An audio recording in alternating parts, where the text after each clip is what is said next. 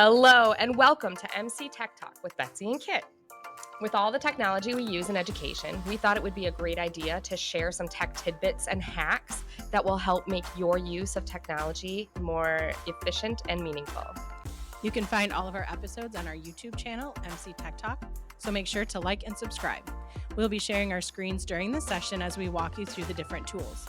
So if you're listening on the go, you can go back and view the recording to see what's going on. Without further ado, let's jump into today's topic. Hello, MC Tech Talk friends. This is Kit And Betsy. coming at you from the Monroe County ISD. Thank you so much for joining us again today. So on today's episode, we're going to be talking about accessibility features that you can find on smartphones, tablets, Chromebooks, and other assistive technology tools that can help support students and teachers and educators in and out of the classroom in reading and writing, and how we can promote inclusion and empowerment for our students. Yeah, and after today's episode, hopefully you walk away with the resources and some tools that'll help you and your students be more aware of accessibility features that can be used to support that communication, that reading, writing, those everyday life kind of things. We are so excited today to welcome our guest, Ryan Knoblow, one of our assistive technology consultants here at the Monroe County ISD. Ryan, welcome. Thank you. Thank you for having me. Pleasure to be here. Ryan, can you tell us a little bit about yourself and what your role is at the ISD? Yeah, so I've worked at the ISD for nearly 20 years now. My career started in Indiana. I went to college at Ball State, and I graduated with a bachelor's degree in speech language pathology. So I wanted to be a speech therapist. Oh, that's fun. I didn't know that about you. Yeah, That's awesome. Yeah, so I always grew up knowing that I'd be a helper in some way. So I looked into a lot of different fields, and I went to an introduction to speech therapy, and I just sat there and went to the next class and kept it rolling. Nice. So my mom was a teacher for over 30 years, so I sort of have education in my blood. So I had time off in between undergraduate school and graduate school and started looking for jobs in sort of the area. And back then I looked in the newspaper. That was this thing that, it was. Oh yeah, did you get your red pen out and Yeah, just it was circled them? a newspaper. And I looked in the classified ads, and they had an ad for a group home or some sort of vocational job coach. And I thought, well, that sounds similar to maybe what I want to do. I want to help people. So that was my intro into working with people with developmental disabilities. It was a very fun, rewarding job for me. It's also a very difficult job because you're dealing with all kinds of different needs and abilities and trying to finagle what's needed for each person. So I ended up having to do something else because I wasn't really paying my bills. Oh. Yeah, right. So I had to go back to graduate school anyways to be a speech therapist. You have to have a master's degree. So in between that time, I also worked in a school in Indiana, in a middle school, in an emotional impairment classroom. So I got a really good taste of education and special education starting back in the late 90s. Yeah. Fast forward to graduate school, I went to the University of Toledo, graduated with a master's degree in speech language pathology, and just love working with students. And being a speech therapist was great for me because I could just go in and do my own thing, and I could tailor whatever I did to the students' likings and whatever they're interested in. Just a lot of fun helping people. It's So I've so always, awesome, just yeah. always been helping people. Yeah. And then I got a job in Colorado, which was pretty cool. I moved to Westminster and got a job in Aurora, Colorado, working for a school district that I thought was really ahead of its time. So this is back in 2001, and they hired me as a speech language pathologist / teacher. So I was providing services for students in 9th and 10th grade by being their English and reading teacher. So they were getting 2 hours per day, 5 days a week of speech therapy, which is cool. So that was really my intro into working with curriculum and working with students that have challenges in reading and writing. So I take a lot of my history, and I can really look back and see how technology has evolved and changed for the better. And now I look back, I'm like, man, if only these kids had this sort of software and apps now, they would have loved it. They would have thrived.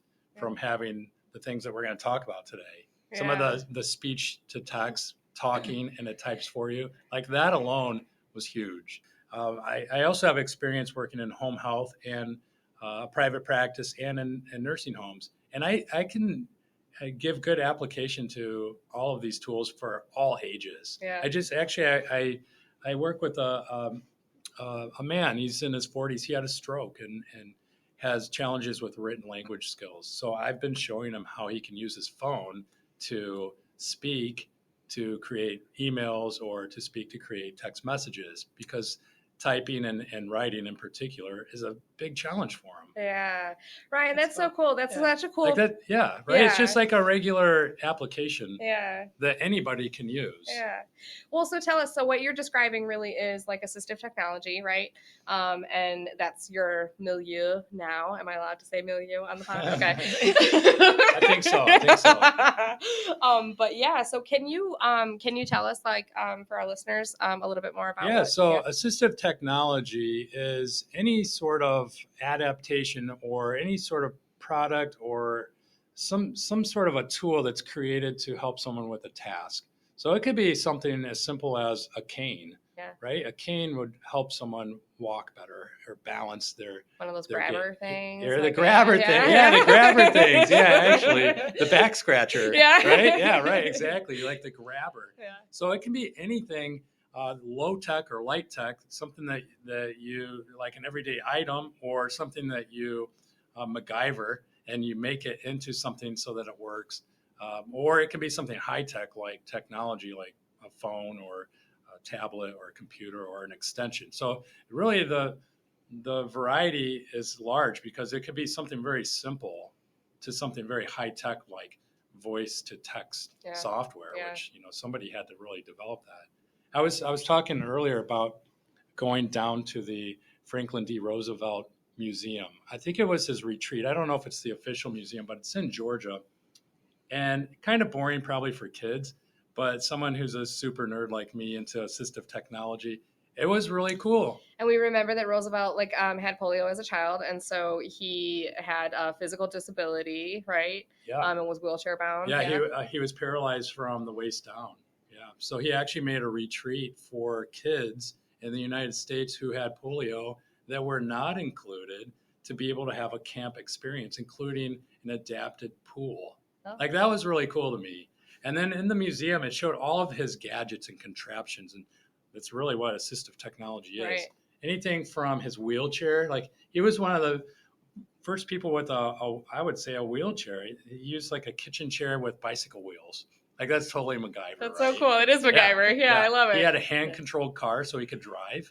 So think about that. If you see adapted vans now, hand controls, that is assistive technology. Yeah, we don't even think of that. We're talking about like the 40s or sometime, right? No. Yeah, so the swimming pool even was built so that people with disabilities could have an experience like other kids. They could have that inclusion feeling of going into the water and having fun. So all kinds of flotation devices and adapted wheelchairs. And actually up here in Monroe, we have Holiday Camp, which has these features built into their pool. It's really cool. Yes, and they just got that beautiful new renovation too. Like there was a lot of I think work going on over there. That's exactly it. They've adapted playgrounds. Actually, now you see playgrounds all over. The inclusive playgrounds. Yeah, well, there's actually been a lot of kids that have designed them on their own because they want to include their little friends, sure, classmates in that playground experience. It's totally opened the door for kids who may have wheelchairs or may have differences in mobility. My kids love going there, and we see everybody. I mean, it's probably the most crowded park in the community is the inclusion park, and I keep seeing them popping up everywhere. So they do. There's a big push. Yeah, I think it really is general, pretty neat. So that kind of stuff, that's what assistive technology is: adapting things, designing things for the environment, for the individual. Yeah. And we're talking about accessibility for the and task. So trying to find some things. I know like my experience, I always think back as a kid watching TV and some sci-fi things, even Knight Rider. That was my first example. I could not wait until they came out with the Apple Watch so that I could call people and say, hey, Kit, get over here. I need your help, Kit. That's funny. Right? Wasn't that the coolest thing ever? Yeah. You could talk to your technology, and it would send a message to a car, and then the car would come to you. We're almost there, aren't we? Yeah. I mean, we're almost there. I just watched a video today of somebody driving next to a car that was also driving with nobody in it. Yeah. I mean, that's where we're at. We're going to Uber a car with nobody in it. So we're getting there. And it all started with Knight Rider back then. It all started with Knight Rider. Actually, it probably started with like Star Trek. Yeah. Now, this is what I'm waiting for. It's in Star Trek. You could go up to the wall and you could say what you wanted to eat and punch it in, and out comes the food. For you. Yeah. I always think of the Jetsons, like with their teleconferences and their robot cleaning maid and the flying cars. But that's another one where we're slowly we're doing those things. Yeah, those are That's things. exactly right. Yeah. So we're doing a lot of that, and I always like Back to the Future too. Back to the Future too. I don't remember. The second one in particular. Yeah. In particular, that's where they went. They went to the future. Oh, that's right. The future. That's right. Right. So that's when they were talking on the phone, where they would have it on the wall, and we're like, man, I can't wait till I can see people when I talk on the phone without a wire. Oh, I want that little, they had a little a gummy sized pizza, but then you put it into the machine and then you get the whole big pizza comes out. So that kind of stuff excites me about technology. And then, you know what? I got a job at the ISD here, working with students in the moderate cognitive impairment, the severe cognitive impairment, and multiply impaired impairments. And that really opened the door for me to really start brainstorming and coming up with solutions. But really, the area that got me into technology is called AAC, which is Augmentative and Alternative Communication. So we have a lot of students. I mean, I'm going to say a couple hundred students that have tablets that help communicate. Yeah. Okay. Yeah. So yes, I definitely working in the special education department and working with the very young children over there with early on. We get to see that immersion of those skills when they do get that kind of sometimes it's a device, like tablet style AAC. And sometimes it is like you talked about, even that the accessibility tools can even be, like you said, low tech or kind of lo-fi. Sometimes we really just are introducing the whole idea of using pictorial reference, the symbols. picture exchange. Yeah. Picture exchange communication is a good place to start with that, but it just shows us this whole breadth of how these accessibility tools really can sort of impact learning, at all of these different ages, the school age, right. You're talking about the home care, and how there was some tools to help those folks out. So that's very cool. We're trying to teach kids there are alternative ways to communicate, and that's where augmentative comes in. Augment means to change for the better, and then alternative means another means. So it's not the end all of be all of communication. It just adds to it. It gives tools for people to communicate in their pocket or to carry around with them. And the real idea is that they become more independent and not rely on other adults to communicate for them. So from Dynavox, you say Dynavox? Yeah, Dynavox. So from Dynavox to tablets, smartphones, Yeah. iPads, things like that. Yeah. We really have come quite a long way with some of these built-in features, in this more advanced hardware.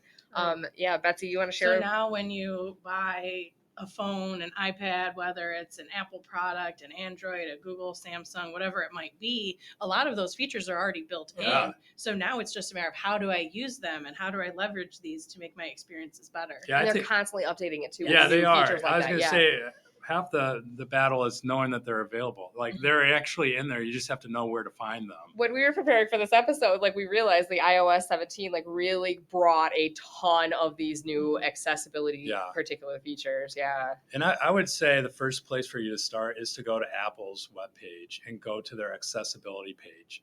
It's really nice because you can scroll through and you can see the different areas for accessibility, like vision and mobility and hearing and speech and cognitive. There's so many different areas. And when you click on those areas, it'll go in depth about what features are available. That's a hot tip. Yeah. Right? Yeah. So I would start there. Okay. Always, YouTube is a great resource. Oh, yes. So if you don't know how to use them or where to find them, just go to YouTube. That's what I tell everybody. But Apple's done a great job with accessibility features. They're definitely on the forefront of bringing that to technology. Yeah. I mean, I'm sure Google is too. I'm sure the other ones are too. But in education, at least with our tablets and our communication devices, we're primarily using Apple. Okay. Yeah. So on the screen, we are going to show an actual iPad, and Ryan's going to step us through here how we can find some of those accessibility features and use those on our iPads. Yeah, so this is what's great about having accessibility is this is on everyone's tablet or phone, or in sometimes computers like built Chromebooks. into the They're hardware built in, itself. yeah. So really, it's just about knowing They exist. about it. They exist, and then where to find them. So I guess I can show you guys how to find those. So the first thing you do on an iPad is you go into the settings, and if you scroll down on the left-hand side, probably about the sixth one down is called accessibility. If you click accessibility, it groups them into the different areas: vision, physical and motor, hearing, speech, and general. So one thing you can do after you do all of this, after you go through and explore, you can add these accessibility features to a shortcut. You guys ever drag down from the corner and you can change like the volume and your Bluetooth? So that's where it will be added. So actually I can sort of show you on here. So I drag from the corner and I have a few on there already. You'll see, I guess I have one that's text size. I can adjust the text size of any web page or anything. There's Magnifier. I have that one on there as well. So you can pick and choose, and it's almost like not quite a bookmark, but it's almost like Yeah. a little, a quicker access to get to that commonly How I used get one. out of there, that's another question. So let's see what I go back to. There you go. But you can add all of these into customized controls. I'm going to have to kick back out somehow. By the way, this is the beauty or the downfall of technology is that there's so much to remember and know. Just know you can figure it out. I always tell people that. Know you can. It's just a matter of how to figure that out is the hard part. Yeah, sometimes. and Betsy and I encourage them to just play with it. Just get in Yeah, there play and with start it. playing. So- All the time, So if I scroll back and I go to the top where it says vision, one of the areas is called spoken content. Now I'm going to show you the part where I said select and speak. It's actually called speak selection or otherwise. There's a couple other features. So if I click on spoken content, there are some options that you can turn on. The first one is called speak selection. So I wish they would just have this as a default. So you can highlight any text on a web page or in a text message, and then you know how it usually says copy or share. Well, one of the options will be to speak selection. So turn that one on. It's right here at the top. And then you can go to a web page and you can use it and try it out. So I went to Time for Kids and I found an article called Animal Action. Hey, by the way, if you notice right here on the screen, there's a little button that says audio. You'll start seeing that web pages are starting to be accessible. So they've put that feature on there so you don't have to even use this. But most web pages don't have that built in, but this one does. So if I click on this article, it will open up the text. There you go. So you can go right here in the text and you can select something by holding it and then dragging it down to where you want it to stop. And then it gives you those options. You see where it says copy, translate, speak, share, new quick note. If I hit speak. New perspective before the ESA. The federal government encouraged the killing of certain species. It said it did so for predator control. For example, from 1916 to 1933, thousands of coyotes were killed in the state of Oregon. The government did this to protect livestock. So this is, I mean, to me, that's huge. Can I tell another story? I know. I have lots of stories. So I know I'm going to talk about this later because we're going to talk about Seeing AI, which is a different app. But I was at a birthday party. I got invited to a sort of a former student. Actually, he was a guy that did Special Olympics with me. And he invited me to his birthday party. And it was all young men in their 20s or 30s. They graduated. They were finished. And one of the dads was there, and I was trying to tell him about this new app called Seeing AI. And I was showing him how you can select text and have it read to you. And he was just blown away. He was amazed. This was a few years ago.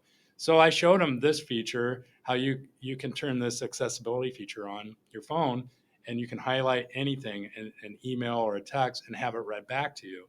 And I thought he was going to cry. He was so amazed. He's like, you don't understand how huge this would be for my son to go in the community and look at a menu and be able to read it or follow directions or something like that. So I thought that was really cool. Like, here you go. Here's something that makes something that's an everyday item inclusive. Yeah. It allows people who normally don't have accessibility to that is to be able that, to read. Yeah. That accessibility, that empowerment. So this is the tool that you're talking about that like would kind of help like maybe non-readers. Yeah, definitely. To have something like kind of read to them. Or readers too. I mean, yeah. I do it. Yeah, if you want to listen to it or if you want to follow along, if you want to practice the skill of reading, because if you notice, it also highlights the sentence and then it does word by word. So there's a lot of extra bonus functions when you use it. Yeah, very cool. So that one's called Speak Selection. These were designed for people probably with vision impairments, but again, when we're talking about having inclusivity, anybody can use it, right? Yeah.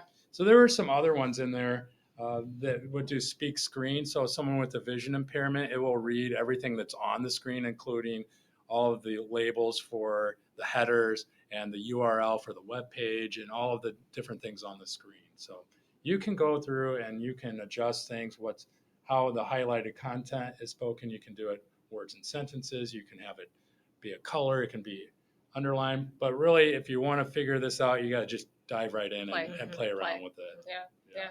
But can I tell you one other thing? With the voices, you can change the voices. And one of the things you can do now is you can record your own voice with Apple. That's cool. So you read to yourself. So it will be in your voice. Read it to yourself. You know what's funny? Here's talking about inclusion. I was on probably Instagram, and when you're scrolling through, there's sometimes ads pop up. There was an app for Speechify, which is a different extension that I use, right?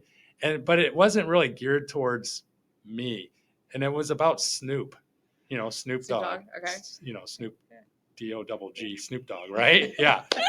So here's how they sold it. They said, hey, how would you like to have your homework read to you by Snoop Dogg? Oh my God. And I was like, this is kind of genius. First of all, Snoop is already genius. He's in everything. He is. Man, everything. Yeah. And he can sell anything. We just talked about his positive affirmations and digital mental health. Yeah. So it's really, so I liked it because it was sort of promoting a product that's going to help people, like lots of people do things. And you can have it read in Snoop's voice. Right, that's cool. But anyways, Apple, you can record your own voice and have your own voice be the reader, which is pretty neat. Yeah, very cool. So, anyways, that's a real simple accessibility feature. Okay, so you taught us about so translating the text into like some different languages, like that was an option. Yeah, right? you can do that as well. So I thought I would show you guys like a simple way to use it on your phone, because here we go. Just about everyone has a phone nowadays. Like everybody, even if you're like 7 or 8 years old, you have a phone now, right? And I show my mom who's in her 70s. I show anybody this. It's helpful for lots of people. So this one is called Speak Selection. Again, you find a message. This is from my friend Jimmy. We're talking NFL. If I hold the message down, remember how I turned that on, that Speak Selection? That's now an option, so I can speak it. Yeah. His real problem, though, is that he doesn't make a decision and second guesses himself. You can see him make a decision to not do something, but then linger around, trying to see if something else will happen. But in the NFL, you don't have time to do that. So we're talking about the Bears. I'm a Bears fan, and they're terrible. So anyways, remember my bowling alley story? Here you go. So you could have conversations by speaking your message and then playing it back, and you can read it by listening to it. So yeah, you just hold on to one of the messages and you hit speak. LeBron hit 2 free throws to win it in 2 odd. I mean, how cool is that? Same thing with translate. So Yeah, you would hold same. it down, Yeah. hit the translate I think button, so. and it'll translate your message for you. So that could really facilitate a whole lot of so translate. This is interesting. I use this feature for a student whose family spoke Arabic. Yeah. By the way, there's different dialects. That's the first thing I thought. You always have to keep that in mind. Yeah. And to be honest, I don't know for certain which dialect. So I was able to do the same thing. I changed it to whatever language. So here, I'm going to change it to Spanish. And then I can go right here and translate it right there into. LeBron conectó 2 tiros libres para ganarlo en 2-0. So that translates into LeBron hit 2 free throws to win the game in overtime. I know. How cool is that? Very cool. Yep. Like, this is the stuff we dreamed about in Back to the Future too. Mhm. And then we're to the point where on here you can take a picture of something and it'll register your text, or the text that's there, and it'll read it to you. So I could take like a screenshot. I could take like a screenshot. Yeah. Yep. Yeah. You can and take then a it could read the screenshot of back to me. text. Yeah. Okay. Actually, that's really a newish feature in iPhones. Probably been around in Androids for a while. That's how it goes. But so let me show you on this worksheet. I have this News to You article. And we've got the camera open. Yep, the camera's open. So I use my iPhone. If you look at the bottom of the screen of the actual window, there's a little button that looks like a square with 3 little lines. If you hit that button, it will select the words in the article. So you can see it highlighted 2023 Hero Dog Awards. So we're just going to take a picture of it. And then what you do is you tap on the picture itself. And if you hold down anywhere on text, it'll give you that selection tool. And you can select the text in the article, and then you can go right over to speak. Here we go. The American Humane Hero Dog Awards is an online contest. Every year, the contest honors brave dogs from across the U.S. The contest honors dogs in 5 different categories. Wow, I mean, how cool is that? Very Yeah, cool. So that's it's like awesome. reading the whole paragraph from the And flyer. very Yeah. accurately, right? Mhm. It was Very word for accurate. word. Yeah. It was really good. I So don't even mind the cadence either. I'm gonna, like the way that she's reading it back. Yeah. But you have kids walking around with these phones. They get to a Yeah. flyer, they see something, take a picture of it, and they can have it read to them. Well, so I'm also thinking about that accessibility for like other populations as well too. You know what I mean? Translations. Yeah. Translate Yeah. flyers and things. Yeah. yeah, and this is a pretty common question I get when people contact me for assistive technology help is, how can I take a document and make it accessible where I can have it read back or type on top of it? Right there, you can do it really fast using your phone. Yeah. You just take a snapshot, and then you could either print off a hard copy, or you could just use that actual file and just read along. Yeah. It's pretty cool. Yeah. Very, very cool. I'm going to tell you, one of my favorites on the phone is definitely talk to text. Yes. Like that has Yes. been, like a Or I massive was- game changer so for me. I'm really good at being in the car and Yes. coming up with these elaborate Same. speeches. And I'm like, oh, I know Yes. exactly what I'm going to say. I need to get better. And I've done this a couple times recently. I need to get better about talking to my phone and saying, take a note. And then it literally will type what I am saying, and it'll save it for later, and I can go back and look at it. Or talking to text and texting people while you're on the go. Mm-hmm. So that feature has definitely come in very handy. And a number of voice commands as well. Yeah, too, I was just right? thinking the same Yeah. thing, because Yeah. we're right at the tip of the iceberg Yeah. of like home automation and Yeah. actually really environmental controls, being able to just walk in a room and Think- things change. Should I say her name? She's not in here. Is she? Yeah. Hey, Alexa. Yes. I know I wanted to say Siri. So yeah, but Make everybody's phones go off. so here, you want to know something cool is I have a student who's using AAC. He has a tablet computer. He likes to call it a computer. He's a young man. He doesn't like to call it a talker. Some people might say call it different, but he likes to call it his computer. And we have it so he can control Alexa using his AAC Lovely. device. That right there, as soon as I showed him that, he was on Game board. changer. He was engaged, and we customized his communication device so he could tell Alexa to play country music.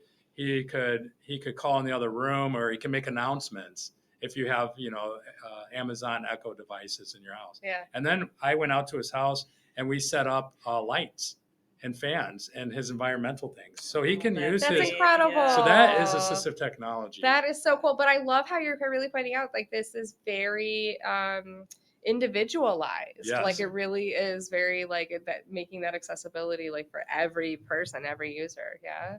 Yeah. Very cool. What about this one called Say Hi? Yeah, so Say Hi is a new app to me. It's a translator app. So you speak in one language and then it outputs in another. I just saw a commercial. Here you go. I think it was for Samsung. So this is not even this app, but you're starting to see these things built in to the phones. I think the commercial has a young man ordering an Uber, and he's voice texting, or for the Uber, and the Uber driver speaks Korean, so he's saying in English, "Hey, I need you to pick me up over at this pizzeria. I'll be standing out on the corner." And then the guy who speaks Korean hears it back in his native language, and then he replies back in Korean. And then it gets sent to the guy requesting the Uber in English. I mean, cool. We're in the future, right? How cool is that? That's very cool. Very cool. That is called Say Hi Translator app. So I can show you that. This is an application that we would go into our store, whatever our store is, to see if our particular device like hosts that app, right? Yeah. So here's what we're going to do. We're going to select a language. I'm just going to open the app up here. So you have two microphones at the bottom. The one on the left is what I'm going to use to speak. I'm using English. And then the output would be in Spanish. That's what I selected. But if you click on the down arrow, you can pick all kinds of voices, all kinds of languages, really. I saw voices on there too. You can also change the voice too if you'd rather have a different one. You can change the rate of speech. You can change the dialect. So there's a lot of things. That is a lot. Yeah, that's cool. You can change. So I'll leave it at Spanish. So if I just say something like, "Can you help me find the nearest bathroom?" ¿Me pueden ayudar a encontrar el baño más cercano? And then it comes out and speaks in Spanish. Listen to the inflection as well. There's yeah, inflection right. It really was. Yeah. Yes. Yeah. So if you didn't hear that message, you can always tap it again. ¿Me pueden ayudar a encontrar el baño más cercano? And then I can reply, "Thank you. I have to go really bad." Gracias. Me tiene que ir muy mal. There you go. I don't know if they picked up on her laughing, but right. So it's a real simple way to interact with somebody who speaks a different language. So I like Say Hi, the translator app, because that's a one-stop shop there. If we were looking at translation like a tool, that's what we would look at. So we just talked about a lot of the things that are actually like built into the operating systems for these devices. We talked quite a bit about the Apple ones that are available. But Betsy, I know that the Chromebook is really like your kind of wheelhouse. Yeah. Does Chromebook have any cool ones? Yes. So a lot of the school districts for their one-to-one programs are using Chromebook. Yeah. So the students have these, and we want to make sure that they know where the accessibility features are so that they can use them. So on a Chromebook, in the lower right-hand corner, if you go down into your settings options, we can find our accessibility, and you can turn on showing accessibility options in the quick settings, which will put those features at the bottom. So all you're having to do is turn them on and off as you're using them, which makes it super quick and super easy. But we do need to turn some of these on if you want to use them. So we have text to speech. We have our Chromebox, which will actually read everything on the screen, and it'll highlight or box as where it's going, right? As Yeah, it's talking. Yeah. Yep. And then we have our select to speak. So when you select text, it'll go ahead and automatically read it for you. So I do have the select to speak on. I'll show you how that works in a minute. We have our display and magnification. So we can do different colors, magnify the screen. We can dock our magnifier. We have our keyboard and text input. So we have our on-screen keyboard. We have our dictation, which is super helpful for students. And that will work on anything. So I know Google has some dictation built into its apps itself, but by using the built-in Chromebook dictation, you can do it when you're in the browser or anywhere on your page, no matter where you're at. The nice thing about that is those are two main huge accessibility features that students can use today. Yeah. Mm-hmm. You can anybody that has you can talk and it will type. Yeah. That's the dictation one. And then you can select and speak, which is highlight the text and it will read it to you. Those are like, if you didn't have any sort of app extensions and you just turn those on, you would be sitting pretty. Yeah. Yes. Yeah. Those are really good ones. Well, yeah. So we have our sticky keys. So press one key at a time for keyboard shortcuts instead of holding keys down at the same time. Highlighting text cursors. And there's even an option where you can turn on like where your cursor is. It'll have like a little round thing where the kids can follow along with that. So that's helpful too. We have our, cursor and touchpad. So we have automatic clicking, cursor sizes, the cursor color, and then highlighting the mouse and cursor when it's moving. So it'll show students where it's at. So that's handy for them. So these are things that are just kind of like increasing the visibility, increasing, that access. Audio and captions. So there's even captions Oh, options I like on that here. one. Yeah. It's one of my favorites. Do you guys use captions? Only the cool people do, Right? I know, Ryan. I don't right? know what you're talking about. It has so many benefits for everybody. Here you go again, right? Have you seen the meme with the girl with the glasses and she's looking, help, I can't see without my glasses, or I can't Can't read the captions. without my captions. Yeah. So now that we have these turned on and I've put them at the bottom, if I click on the dictation button, which looks like a little microphone, it's going to start picking up what I'm saying right away. So if I click in my web browser, I turn my microphone on, it's going to type everything that I'm saying. So I can do searches without having to type anything in my web browser. And that's significant because of like where you can place that and begin that dictation matters too, right? Yeah. Because you need to tell it where it's going to start typing. Right. And it's pretty accurate. I mean, have you found that? Yeah, it's really great. And I know I was talking to you about the students back in Colorado. Some of my students were very poor spellers, not even very good inventive spelling, meaning like they might be able to get the first sound, which when they would go to Google, it'd be hard because, they couldn't spell what they were searching. So here you go. You can just say it out loud and then it's very accurate.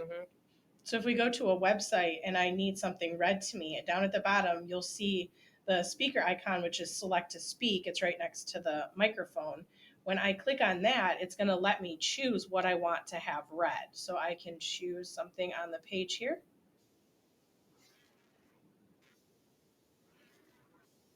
And it'll read everything that's in that box. I like how it highlights it with that box. Too. Only your selection. Only your selection. Yeah, very cool. So very simple tools that are built in that can be used right away with students that have Chromebooks. Oh, that is awesome. If I was going to say, if I were a teacher, the first thing I would do when my kids get their Chromebooks, I would go right into those accessibility features and turn on those two in particular. Yeah. I was just out at a school today, third grade student, having the same sort of issues and challenges with reading and writing.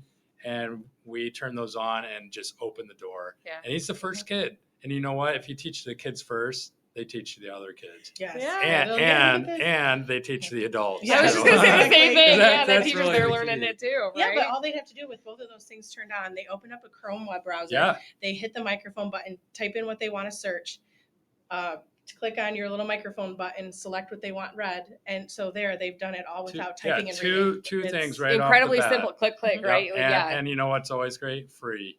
Yes. And included. Yes. Well, there's another one too. I think as a teacher, I would get right into some of these immersive readers. Yes. So you guys have a lot of those. That's really cool. Yeah. So Immersive Reader is made by Microsoft originally. Google Chrome also has an extension that you pretty much uses Immersive Reader. But what it does is it allows you to manipulate a web page or a document. You can make it look how you want it to look, bigger font size. You can change the contrast and the color schemes by putting filters on. You can change it to a dyslexic font. You can use it to translate to a different language. It's pretty cool. Yeah. And just right clicking. Doesn't it open it up when you right click? So it's very user friendly kind of. So what it also does is it cleans up the page. So when you're on a web page and you've got things flashing and you have ads and you have pop-ups, it eliminates all of that garbage. That's, again, as an educator, I think about how useful that would be, because if we're thinking about universal design learning, right? Trying to simplify that text as much as possible and kind of clean those things up. It goes a long way towards accessibility. So Immersive Reader, as Ryan said, is made by Microsoft, and that works in Microsoft Edge and the Microsoft automatically it's there. The nice thing is they've actually created an Immersive Reader for Google Chrome where you can actually add it to the Chrome browser if that's what you use, and you have the same functionality that way. Google also has another extension called Read and Write for Google Chrome, which is super helpful for students. I know we've got a number of students that actually get the paid version to get the extra functionality. Yeah, so really Google Read and Write has taken all of these components and packaged them into a toolbar. I call it the purple puzzle piece. That's the icon. And when you hit the purple puzzle piece, it opens up. It gives you all of those things. It gives you the text to speech, speech to text, has a dictionary, a picture dictionary. So cool. It has a highlighter. You can highlight important information. It also has ability to create a vocabulary list, so you can highlight words, and it'll create a table with your vocabulary words, the definition, and a symbolic picture of whatever that is. Oh, wow. Really what a time cool. saver. That's cool. Yeah, That's it's really cool. neat. I showed Wow. a teacher today, and she's Yeah. like, "This is amazing." I do. I'm picturing Yeah. it. That would just blow It's my really mind. cool, Yeah. but it's also a good way for students to begin taking notes or gathering information. And the nice thing is when you do the highlighters, it will cite where you highlighted that information from. So, Really? so if That's you cool. go to Wikipedia and that's where you get your info and you highlighted some facts, when you collect your highlights, it will give a link directly to the page. This is really cool because it really is, it's going a long way to teach students about like processing information too, right? Oh, absolutely. Yeah. Very cool. It's not just getting the information, but what do I do? Yeah, But what to do with it? exactly. How do I filter some of And this Read stuff? and Write Yeah. has different color highlighters, so you can sort of assign a task to each color. So, for instance, if you were reading a story and you wanted to do the story components, like you can highlight the characters in green, and then you can do the setting in blue and things like that. And then at the end, it will collect all of them.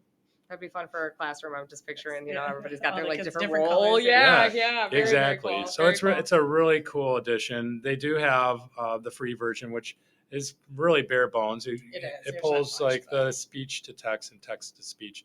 But I will say that educators can get a free license. Oh. So you can go to their website, fill out the form, and they will give you a code for the full version as a teacher. That's as another an hot educator. tip. Yeah. Yeah, it's really cool. Yeah. Very cool. Very cool.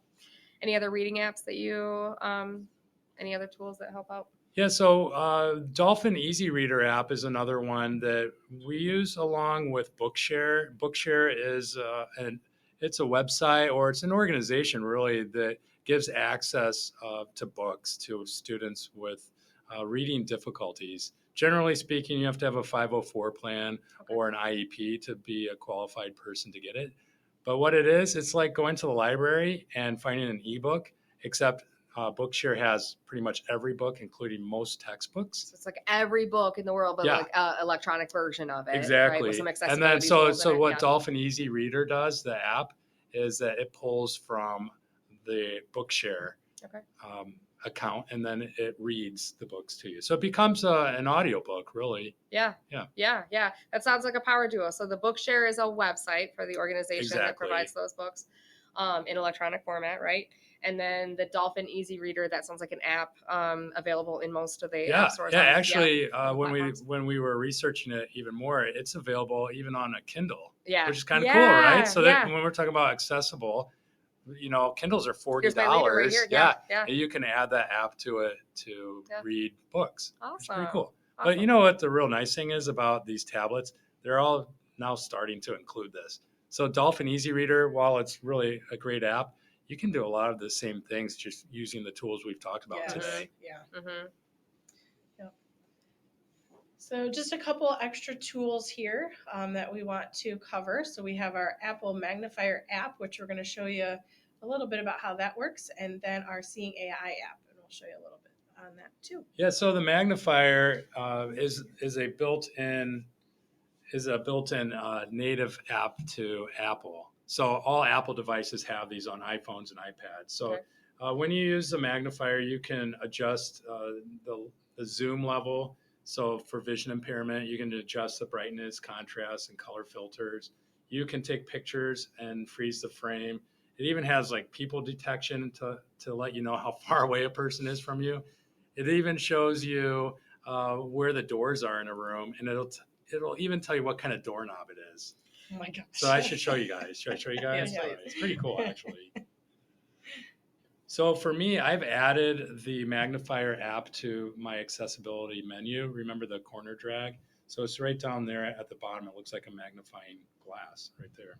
Do you know what a magnifying glass? You don't really see those anymore, Is that right? antiquated now? No. It's usually outside with ants or That's something funny. like that. Yeah, right. So you can use the actual iPad, and you can use the magnifier to zoom in on tiny text, right? So you can go all the way in depending on how far you need to go. And we've seen other things that have done these today as far as some of the accessibility things. The nice thing about this particular app is just the ease of the buttons that you can use. So it's incredibly user friendly again, right? And then also too that it's built in and it's free, like with your. So you can take pictures of text, and then later on you can go back to the text and you can have it read back to you. Right, exactly. Yep. So you can adjust the brightness. You can adjust the brightness. You can change the contrast. You can add filters. So if you need a different contrast for vision reasons, you can change to how you like it. You can do sort of that night mode or reverse mode. So you can manipulate pretty much anything to be better viewed. Okay. Yeah, pretty cool. Yeah. So anyways, if you want to really dive in, just go in there and start pushing buttons. That's the best way to learn. And as always, go to YouTube and type in how to use Magnifier. But it's pretty cool. It's a nice tool to have. It's actually very simple, quick to use. Especially on your phone, because you just pull your phone out of your pocket and use it to read the tiny text on the back of a label. I'm definitely taking this to my parents' house to show my 70-year-old parents, like, hey, you guys, look, this is going to help you. Yeah. All right. And then the last one is the Seeing AI app. Yeah. So Seeing AI, I mentioned earlier when I was sort of introducing what I do, with assistive technology. I was also showing Seeing AI to that student at the bowling alley and his dad. So Seeing AI is an app made by Microsoft, but it's available on different platforms. And Seeing AI, let me open it up for you. All right, so don't mind me as I use this app because it talks while you use the app. Some really cool things. So the first one is called short text. You just aim your phone or your iPad at text and it starts reading. Another one is called document. So I can hold up the entire document. Study. And then it will processing.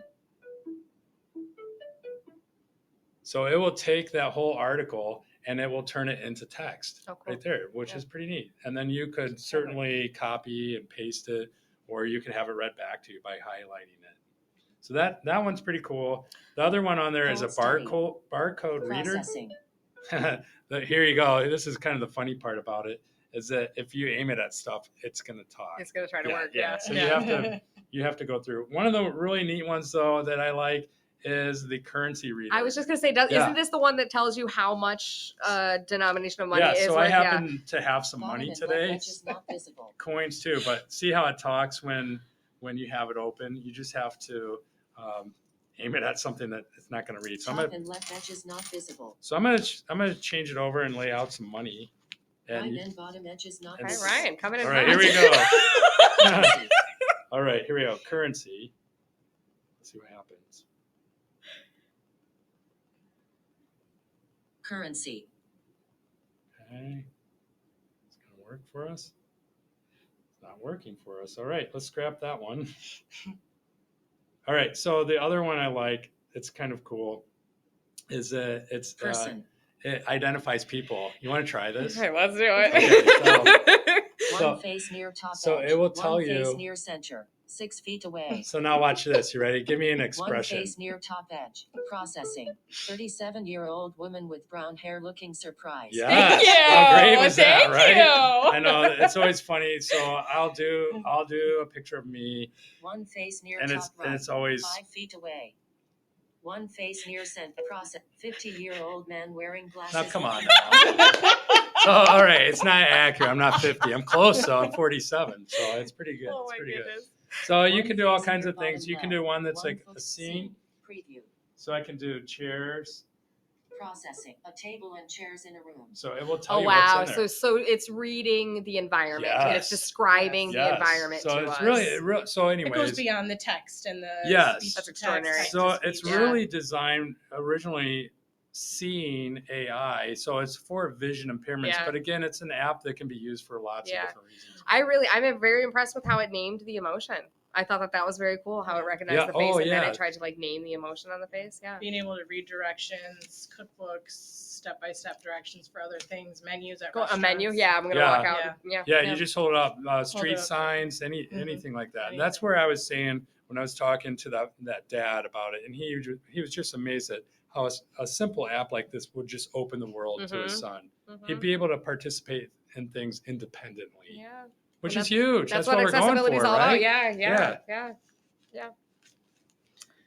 So There's so much more that we could talk about, but those are definitely some of the ones that you could get in and start using now, especially with the Chromebooks and the phones and things that people have on them all the time. So hopefully you're able to go in and check those things out and start pushing buttons and doing things. I was going to say one of the components of assistive technology, or one of the things that we preach, is let's use what we already have. Yeah. Right? If we have phones and we have Chromebooks, let's use what we have. Yep. Then we don't have to go out and buy specialized gear or software, because a lot of this stuff is available to us. It's just a matter of knowing what it is and how to get it. Exactly. Yeah. So really it brings us back to promoting inclusion and empowering our students to be able to do things that maybe they couldn't in the past. And, going back to the students that you used to work with versus the ones you work with now, and the differences that it's made for these kids that we work with. I love to hear again that individualization there, that this is all about unique needs, like an individual's, kind of meeting that person where they're at and giving them something to enhance their access and empower them. Yeah, and it just gives everyone the ability to use everyday tools to access their environment. Breaking down barriers. Yeah, it really does. Yeah. And I mean, again, think about this 1 year ago, 5 years ago, 10 years ago. We've come so far. It's really awesome. And I really feel that we're at the tip of the iceberg on this stuff. Absolutely. Like it's just going to keep getting better and faster, better and faster. Yeah. It's really fun. But really what I tell people is, if you want to learn about it, you just have to turn it on and get down and get dirty. Push those buttons. Start pushing buttons. Start messing up. Get in the sandbox. Find those accessibility tools and see what you can do. You just have to go when you're sitting on your chair at home. Just turn it on and just start messing around and see what it can do. It's a lot of fun. Yeah. We thank you so much for your expertise. Absolutely. And having this it was a lot of fun. It was fun. Yeah. Thank you so much. Thank you again for joining us for today's MC Tech Talk. We want to give a huge thank you to Ryan from the MCISD's Assistive Technology Department for being with us and sharing your expertise. Thank you, Ryan. So on today's episode, we focused on accessibility tools that are available on different devices. We talked about phones, tablets, computers, and then we also talked about apps and Google Chrome extensions that teachers and students can use that will help promote that inclusion in the classroom that we want to see and help them incorporate it into their everyday life. Awesome. Thank you for listening to this episode of MC Tech Talk with Betsy and Kit. If you would like to ask any questions about anything from today's episode, click the link in the description to fill out the Google form. Don't forget to subscribe to our YouTube channel. Thanks again. We'll see you next time.